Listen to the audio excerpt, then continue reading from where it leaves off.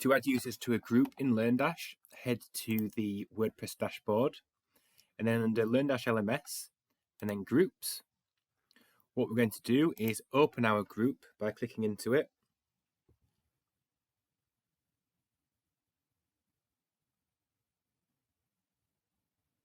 And from here, we want to head to the Users tab. Now notice we can add two different types of user.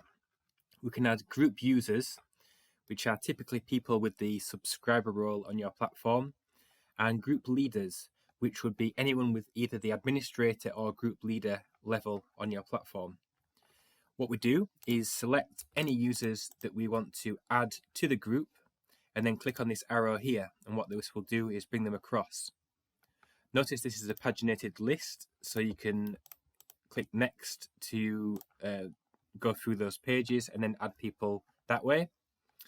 Likewise, if you wanted to add any group leaders, you would do that too, and then you just click save, and those people are now added to that group.